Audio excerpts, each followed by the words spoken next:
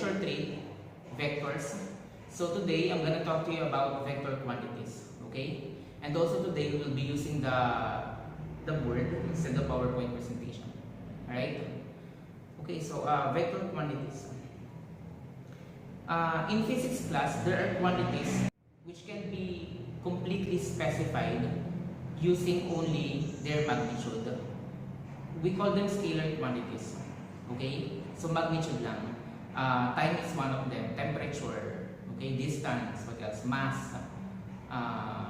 Those quantities are again called scalar quantities. Okay? However, there are other quantities naman in physics wherein you need their direction for you to be able to describe them completely, for you to be able to specify them completely.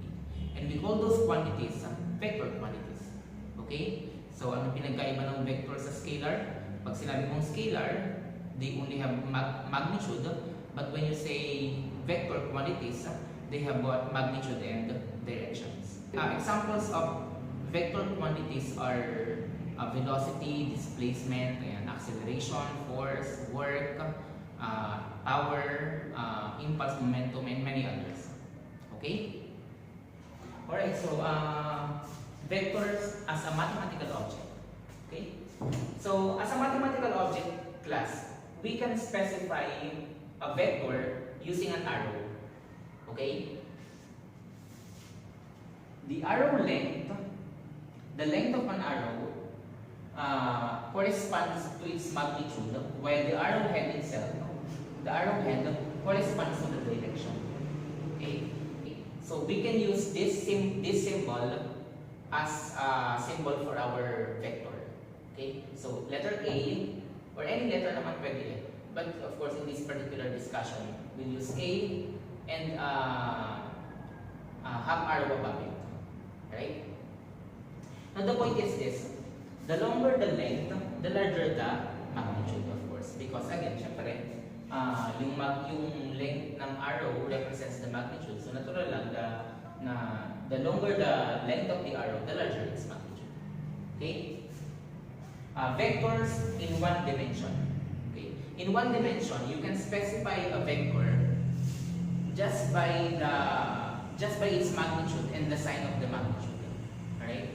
So for example, vector A, it is positive, so you know that the direction is towards the right. By convention, ganun tayo ha.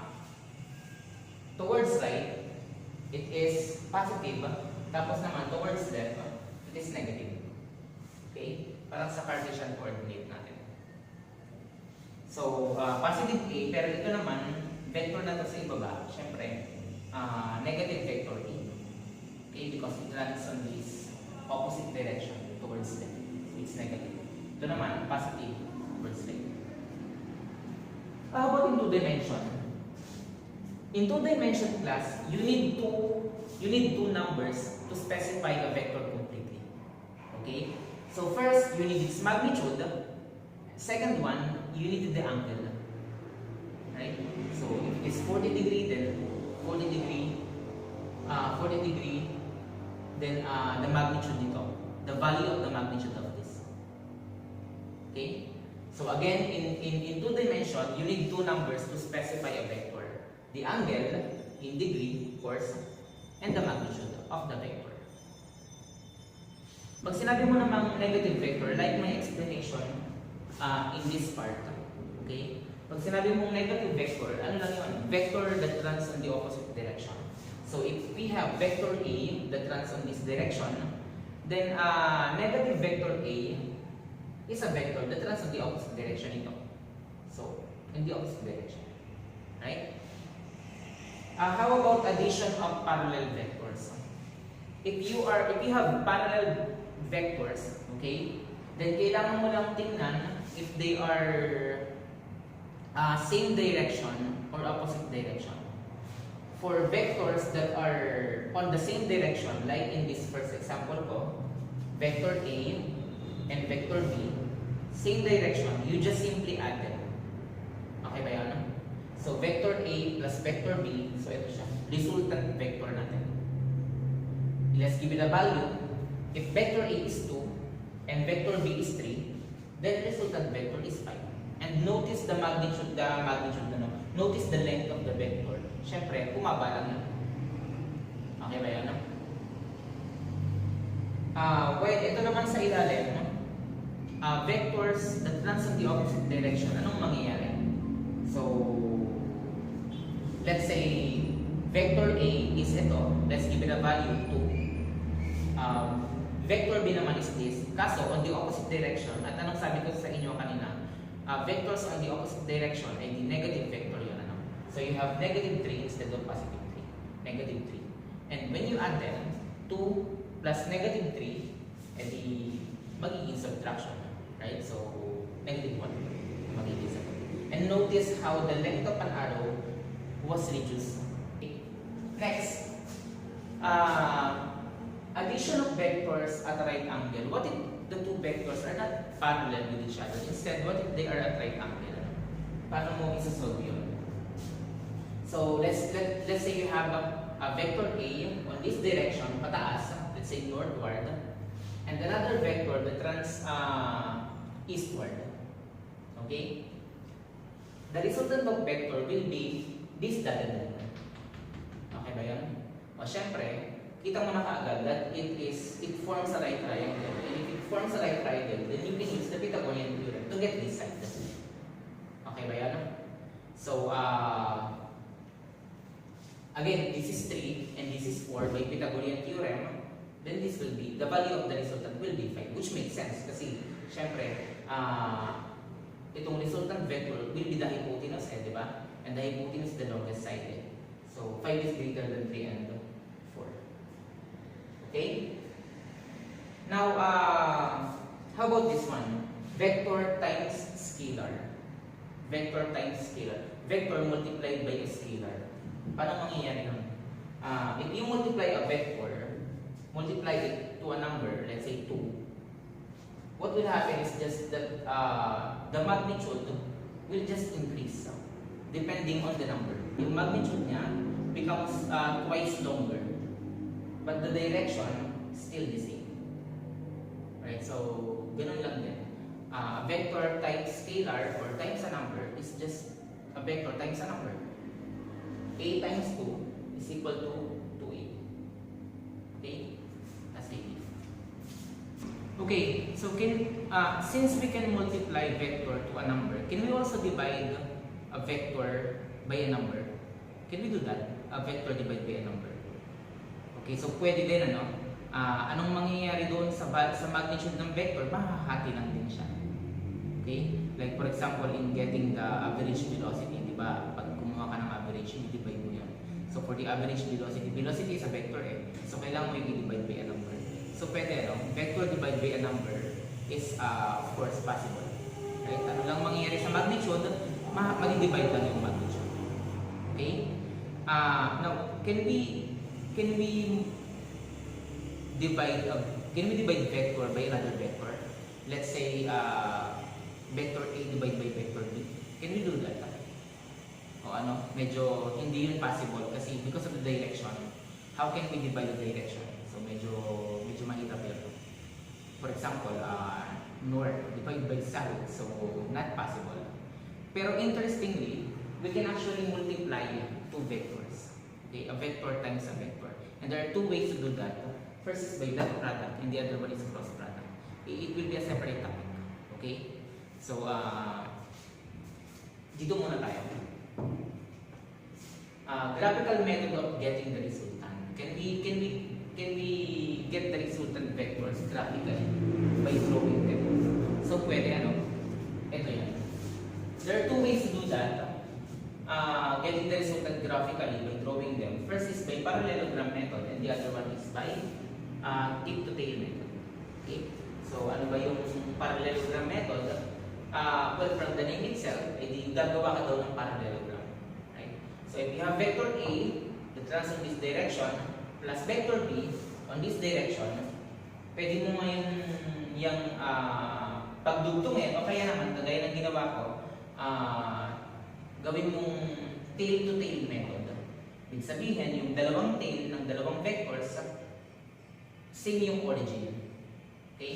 Pag ginawa mo yun, vector A, vector B, pag dinrawingan mo na yan ng parallelogram, yung dotted line sa gitna, yung diagonal dotted line sa gitna, will be your resultant vector. Okay? Kaso ang problem dito, class, with parallelogram method, limited lang po sa dalawang vectors. Eh paano kapag there are 2 or more, let's say 3, 4, 5 vectors na ang kailangan mong kunin ng resultant. So hindi mo na siya magagamit kasi limited lang to for 2 vectors. Paano magagawa ng parallelogram yun kung there are 3 vectors, di ba? Hindi ubra. Okay, instead, kapag ang given mo ay more than 2 vectors, 3, 4 vectors, then you will have to use this one, tip to tail method. Graphical din siya, tip to tail. Ibig sabihin, yung tip ng isang vector, ang kadugtong niya, yung tail ng isang vector. Kaya tinawag na tip to tail. Ito kasing parallelogram method, ang ibang tawag dito ay tail to tail method. Kasi makita nyo, yung dalawang tail magkadugtong sa same origin. Compare dito na tip to tail, ibig sabihin, yung arrowhead, ang kadugtong niya ay yung tail ng other vector. Right? So anyway, kita naman dyan sa example ko. Let's say for example, there are 3 vectors, vector A, vector B, and vector C. Kapag dinrawing mo na yan graphically, by a tip to tail method, syempre, makikita mo na yung isang vectors, mag-start dito sa origin, and then kadugtong ng vector B. Right? So yung head, kadugtong yung tail, yung tip, kadugtong yung tail. So yun na yun. And then yung dotted lines, dotted lines from the tail of the first vector hanggang sa tip of the last vector, pag kinonect mo yung 2 dotted lines, then yung dotted lines na yun will be your resultant. Okay ba yan? So, ito class ay graphical. Ibig sabihin, gagamit kayo ng ruler and graphing paper. Okay? Tapos gagamit kayo ng scaling. Pero baka hindi ko na rin ito ipagawa sa inyo sa problems kasi matrabaho, matagal gawain. At least I give you the idea para ma-encounter nyo man sa college. At least alam nyo. Okay? Components of vectors. Ano naman ibig sabihin nito? A vector class, any vector directed at certain angle, angle theta, will have 2 components. Lagi yon. Any vectors, basta may angle, mahahati yun into 2 components. And what are those components? Vertical component and the horizontal component. Okay? So, say for example, I have this vector A. Lagyan natin ng value, let's say 100 Newton. Force, for example. 100 Newtons of force directed 30 degree above the horizontal. Ayan. So, meron kang angle at meron ka din namang magnitude. So, sabi ko kanina, any vectors directed at certain angle will have 2 components. So, ano ngayon yung components ni vector A? Okay? So, ito yun. Vertical component Vy, sa Cartesian plane natin, Cartesian coordinate, and horizontal component Vx. Yun yung magiging dalawang component niya. How to get the value? Simple lang, kagaya nung sa review ko sa inyo sa trigonometric function. Yun lang din naman yung ginamit dyan. So itong side na ito, pag kinuha mo yung value ng component na ito, di adjacent dito. Diba? Kasi magpupuno ng right triangle dyan, ito yung angle mo, din adjacent ito. Okay? Pag kinuha mo naman tong value ng vertical component na ito, which is, this will be the same as this. O, di naman to opposite kasi yung angle, di ba? So, anong formula ng opposite ito? Trigonometric function. Okay? Alright, so, for the horizontal component, for the horizontal component, ito yun, horizontal component, Vx, then it will be 100 cosine 30. Kapag chinek mo yun sa sukatawan, 100 cosine 30, which is, pag dinadaan mo ng calculator, it is 86.60. Okay, so I already computed this earlier. Just have to take my word for it. 86.60. While yung vertical component naman will be 100 sine 30. Again, pag check mo yung trigo function niya, 100 sin 30. And then, pag check mo yan sa calculator mo, 100 sin 30 is equal to 50. Okay, so mathematical method of getting the resultant. So after the graphical method of getting the resultant, let's try this way of getting the resultant of vectors using math, using computation. Alright, so what are the steps in getting the resultant? There are 4. 1, 2, 3, and 4 steps. Okay, so there are 4 steps that we will have to follow. For the first step, you need to plot the vectors in a Cartesian coordinate. Alright? So for example, I give you a problem, and then from that problem, you extracted the given. And what are the given? Let's say, vector A, 80 Newton, 70 degrees. Plus vector B, 100 Newton, 35 degrees. And then vector C, 50 Newton towards south. Ibig sabihin, wala siyang angle. Purely vertical siya. Pababa. Okay? So, again, first step, you have to plot them in a Cartesian coordinate. So, you have a Cartesian plane. So, ito yung vector A mo. Lagyan natin. Okay, so, here's your vector A. Here's your vector B. And here's your vector C. Okay ba yan? So after you have plotted it in a Cartesian coordinate, step 2 is that you need to solve the summation of all the vertical and horizontal components of all those vectors. Okay?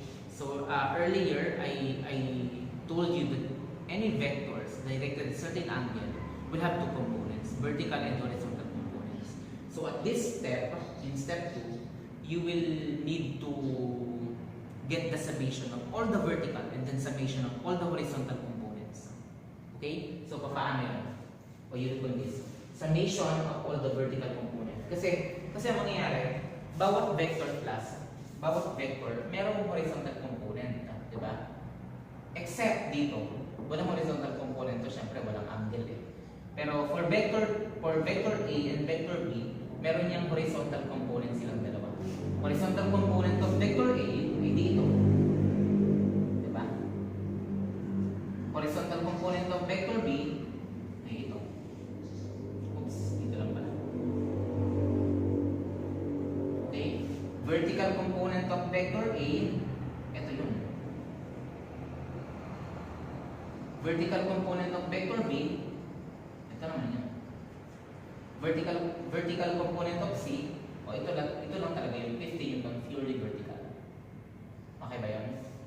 So the point is this, bawat vector directed at a certain angle, gaya ng sabi ko kanina, will have 2 components, vertical and horizontal. And for this step, for step 2, ang goal mo is to get the summation of all the vertical, i-add mo lahat yun. And then kunin mo lahat ng summation, kunin mo yung summation ng lahat ng horizontal component, i-add mo lahat yun. Okay? So, you look at this. Summation of vertical component. Vertical component of vector A would be nauna pala yung vector B, 80 Newton. Nauna ito ka. So, vertical component ng vector B is this, 80 sin 70. Yung again sa ano naman to, sa trigonometric function. 80 sin 70. Plus vertical component of vector A, which is 100 sin 35. Okay? Plus the vertical, ayun na, yung 50 Newton of force na. Kasi purely vertical naman yun. Sorry. Not plus, minus pala ito.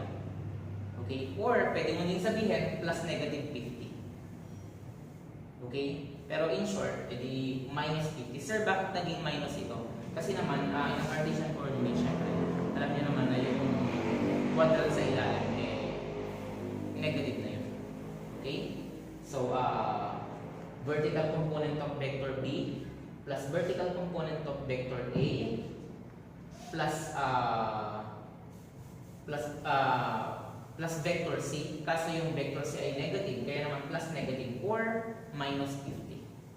Okay? And the answer for that, again, I completed that earlier, 82.54. Okay? So, after mo makuha ang vertical component, ang summation ng vertical component, kunin mo naman yung summation ng lahat ng horizontal component. Okay? So, paano? Since walang horizontal component si vector C, so ang kukunin mo lang ng summation ay si vector A at si vector B. Okay ba yan? Kasi nga ang vector C mo ay purely vertical, wala siyang horizontal. Right? Okay, so unahin natin si vector B. Horizontal component niya is 80 cosine 70. Right? So, ito si vector B, ang horizontal component niya. Alam mo na positive kasi towards the right eh. Kaya naman positive siya. Positive 80 cosine 70. Okay ba yun? Ito naman, minus. Naging minus to eh. Bakit siya naging minus? Kasi naman, yung horizontal component ni vector A ay towards the left. Okay ba yun? So, syempre, na Cartesian coordinate, negative yun. Okay? So, again, for vector B, 80 cosine 70 minus 100 cosine 35. Or, pwede mo din sabihin, plus negative 100 cosine 35. Dinirekta ko lang pala siya eh. Dahil pala hindi dinirekta.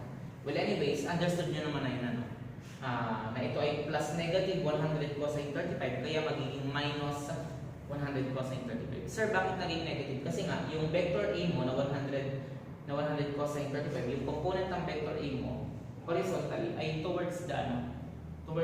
Kaya naman siya naging negative. Okay, pag ginawa mo yun, you will get a negative value, 54.56. Okay ba yun? Alright, so, ibig sabihin, ang summation ng lahat ng vertical components ni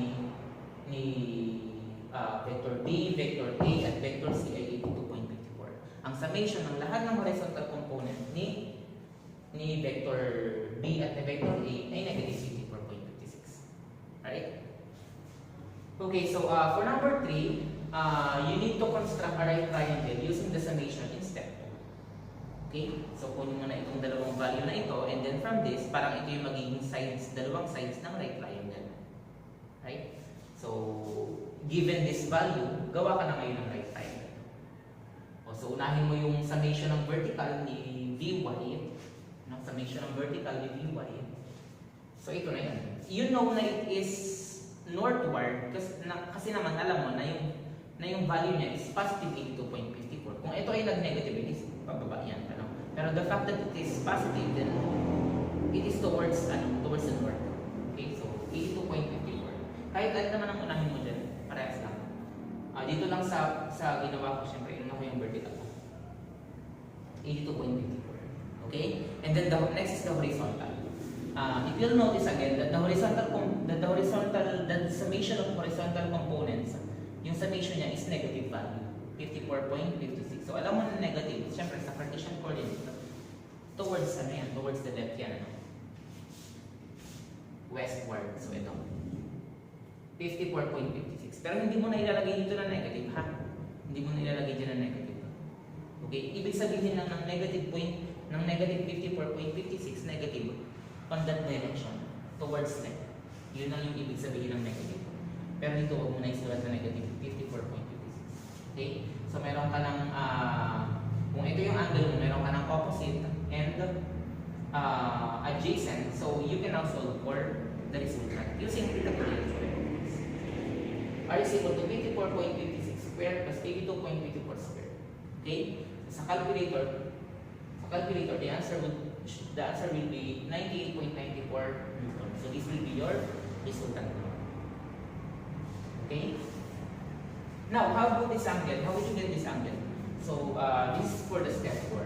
Solve for the direction or the angle of the resultant. Okay?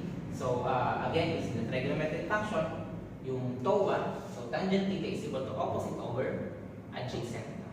Okay? Pero syempre, you will have to derive since angle yung hinahanap. So, magiging tangent negative yun. See, sabi lang side ng equation. Tangent negative, opposite over adjacent, you have the opposite na 54.56 divided by adjacent na 82.54. So 54.56 divided by 82.54 is equal to this. Point something, pero syempre kukunin mo yung tangent negative. Shift tan sa calculator. Shift tan 54.56 divided by 82.54 is equal to 33.42 degree. Right? So, pag nilagay mo ulit yan sa Cartesian coordinates, so ito na siya. Resultant mo is 98.94 at this angle. 33.42 degree. Okay, kung magiging specific talaga sa direction niya, it will be west of north. Ibig sabihin, from north, papuntang west, with this angle, 33.42. West of north. Pag may nakita kayong direction of west of north, ibig sabihin, from north, going to the west. Okay? So from north, going to the west, at what angle? 33.42. Right? So the final answer for this is, what is the resultant vectors of vector A plus vector B plus vector C? The resultant vector now would be 98.94 at 33.42 degree west of north. Okay? So sana nasundan nyo. Anyway, review nyo na lang sa handouts. Yung sa handouts pala class, medyo hindi updated yung calculator na ginamit ko. So there are a large discrepancy. Okay? So ito na lang ang sundin niyo. Okay? So that's it.